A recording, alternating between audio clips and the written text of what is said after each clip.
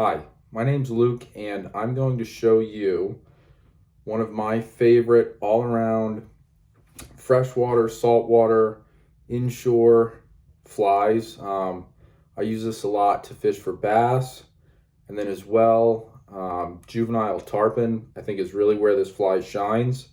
It's a pretty simple fly.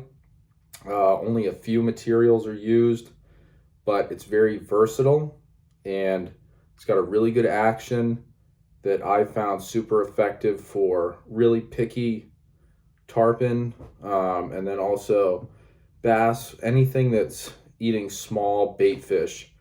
And what I've here's a look at the fly. I call it the ditch dart. It's just a name one of my friends came up with because we use this a lot to fish for ditch tarpon in the Merritt Island, Titusville area. And you can kind of see here, doesn't really look so special from a distance, but you kind of pull the tail back. It's got a very, bait fish type profile, small, compact fly, throws really easy. You could throw this on a 5-weight even if you want to. And the hook that I usually use is a Gamakatsu Stinger. Here's what the package looks like. And the most common size that I tie these in is a 6. Today I'm going to tie it on a 4 just to show you it's a little bit bigger, a little easier to kind of get the point across. So let's start out by putting our eyes on. Today I've got large bead chain eyes, just regular dumbbell eyes, medium size. Or actually, these are large. Usually I use medium, but I had these large ones right here. And go ahead and put that on. Again, this is a size 4 Gamakatsu Stinger just for presentation purposes today. But you can tie this fly to whatever size you prefer. So we're going to start out like any other fly. Get our wraps on there. Get my scissors here. That down. And one trick that I do with this fly, I do this with a lot of my flies, I hate throwing flies that foul a lot. It always seems like they foul at the least convenient time. So anything that I can do when I'm designing my flies to prevent the tail from getting caught in the bend of the hook, I'm going to do. So what I've done here is I've just taken a piece of 40-pound fluorocarbon, or this is 30, I'm sorry, and I just flatten the edges of it on each end, like so, with a pair of pliers, and I'm going to tie that into the back of the hook here. Get it tied down on both sides.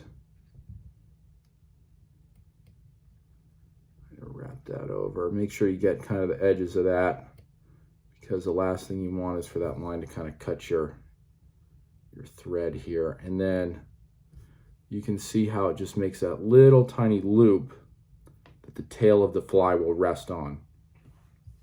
So get a good coverage here. And then we're going to go ahead and put our eyes on. Leave about, say, 10% of the hook length back. Put the eyes, and again, everybody's got their preferences as far as how they put dumbbell eyes or bead chain eyes on. I just kind of give it a couple figure eights, wrap around, get up under them, but you don't want those eyes to move. You want those pretty solid. So that's kind of the skeleton of the fly as it sits. From here, you can get creative. You can use variety of tail materials. I found the best is finished raccoon. Just has a really nice profile to it when it's in the water. Pull out about this much for the tail on this fly. You want to go a little bit bigger than you think because you're going to pull out some of the end hairs. Again, this is a preference thing. Some people like to leave the guard hairs in there and kind of pull them out. So that's what we're left with. Get these. So again, we're going to judge kind of the length of the tail we want on this fly.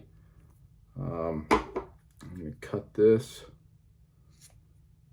If you cut it in an angle at the end, it'll wrap a lot easier. I'm going to start about there. Give it one loose wrap around, a couple loose wraps actually, and then kind of work your way up. Make sure you get all those fibers kind of encapsulated and kind of work your way down. And you want it to lay right on top of that loop. See that little loop that we tied in earlier? That tail's going to lay down right on top of it. Tighten it down pretty good. Now there's our tail, right? See, that looks pretty good. You could go a little thicker than that. I maybe would, but for demonstration purposes, that gets the job done there. So now we've got kind of the tail of the fly, we've got the eyes of the fly. Again, super easy fly here. It's just having the right materials, and it's fly really any beginner could tie.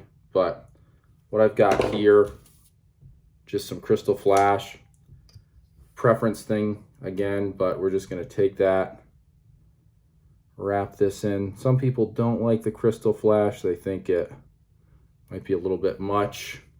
I throw it in there about half the time.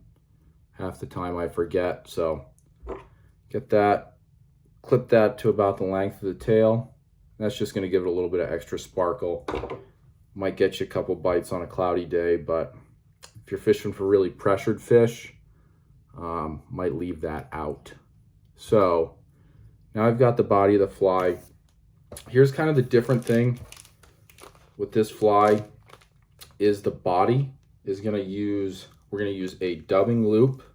We're going to use this Orvis ice dubbing in, this is just a pearl color. That's kind of the secret with this fly. I've tried a lot of different dubbings, like ice dubbings, crystal dubbings, whatever you want to call them, but this Orvis one seems to work the best by far. It just kind of lays nice, and you'll see that as we start to build the body of the fly out here. So get your dubbing loop tool, pull out about twice the distance of the shaft of the hook that's left, and make your loop.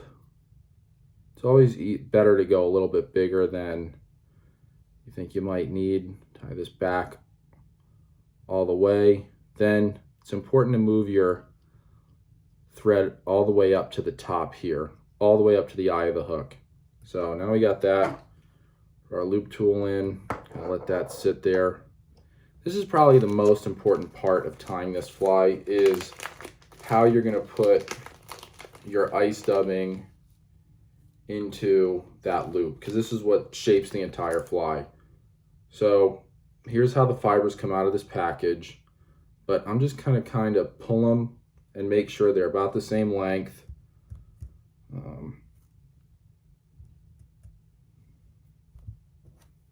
Same consistency. And kind of the more flow you want to the fly, the bigger profile, the longer you should leave your strands. But I'm just going to kind of hold them here. Some guys use a clip. You can do that if you want to. I just kind of keep it simple. And then you're going to lay this into that loop. Get your tool. Shouldn't have let that come out, but leave that tool in there, and then you'll see that's kind of how that's in there. You don't want any spaces really. You want it to be kind of nice and consistent all the way up to the beginning of the loop. And you want it to be about even on each side. So pull it over here a little bit, but pretty consistent there. See that pocket? You want to get rid of that. So once it's here, you're gonna just spin your tool, maybe 20, 30 times. You can see that's what it looks like. I just kind of wet my fingers. I pull these fibers back. Again, this is where you want to pay attention. This is the most crucial part of how you're going to tie this fly. So now here are the fibers. They're all kind of going one direction now that I've got it pulled. So I like to use hackle pliers here, and I just get a hold of that loop, and we're just going to take this and just, another kind of trick too, with your hackle pliers, you can wrap it around twice, get a little bit better hold. You might have to wet your fingers a couple times when you're doing this, but you're going to start here. You're just going to lay that dubbing loop down, one in front of the other, being conscious that we're continuously wrapping in front of the last wrap. Go up to here. So there you can see we're starting to build the shape of that fly. Now I like to get right up to the eyes and then do one wrap, one final wrap up here at the top. So I'm going all the way over the bead chain eyes. I'm going to throw one loop down, even with my hackle pliers there, just to make sure we're all set. That's locked in place. Okay, I can take those out. Cut my loop out here.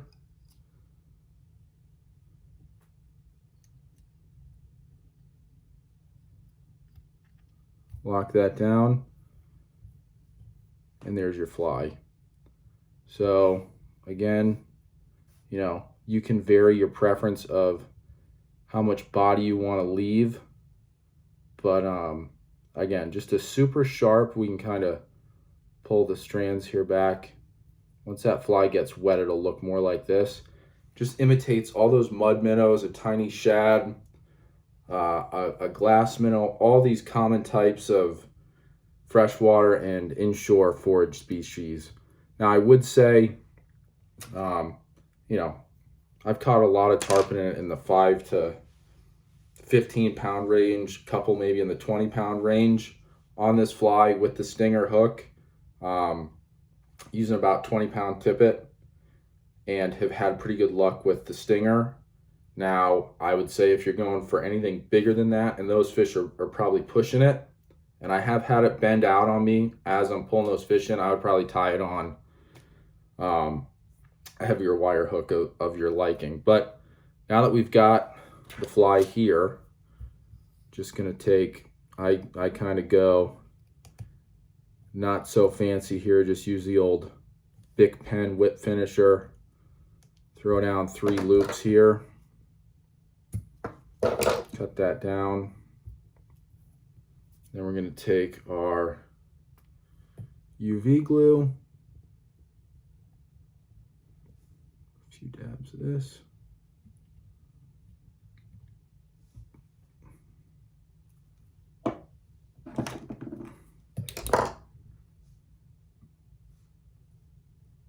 And that's it.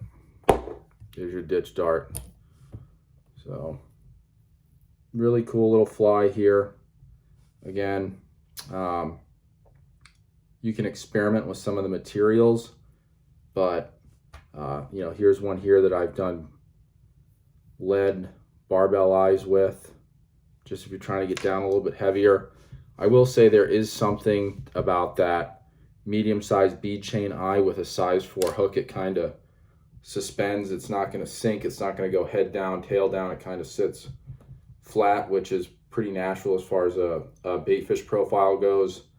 Another one here, chartreuse color, with just a zonker type tail. A little bit different, but you can experiment and kind of play with different materials here. Here's one with a bigger eye, just your 3D kind of living style eye. And with this fly, what I'll do is I'll use lead wire on the inside to weigh it down. It's because I'm not having the weight of the lead or bead chain eyes. That's a little bit bigger profile fly there, but yeah, so that's the ditch dart. Hope you try it out. Comment, let me know what you think. If you have any improvements, what kind of works for you. Tie it in any color, anything you want. Mess with the materials, but that's the fly. Thanks for watching.